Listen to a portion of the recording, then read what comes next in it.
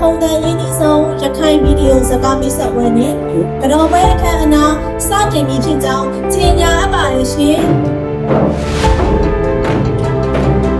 အားလုံးပဲဒီကနေ့ပါဒီနေ့ပါဆက်ပါ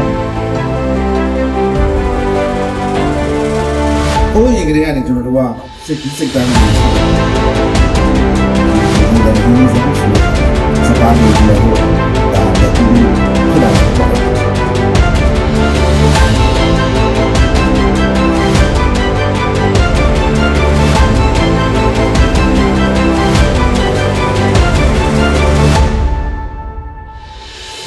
ရိုင်းကိုဒီခုကအရင်ဆုံးလို့ဒီခုလည်းဆိုတော့ဒီကားလေးက triangle လောက်ပေါ့နော်သုံးလို့ဆိုင်ဆက်ဆံလေးလည်းဖြစ်တယ်ပြီးတော့ motivation ကားလေးပေါ့နော်တော်တော်များများရခိုင်ကနေရာမှာပေါ့နော်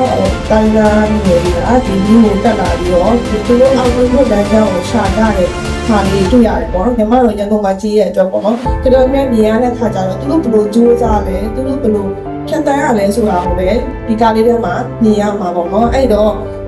ကိုယ်ပိုင်ကုမ္ပဏီတစ်ခုတည်ထောင်ခြင်းနဲ့ငွေတယောက်ရဲ့အိမ်မက်ကဘယ်လိုရှိရလဲပေါ့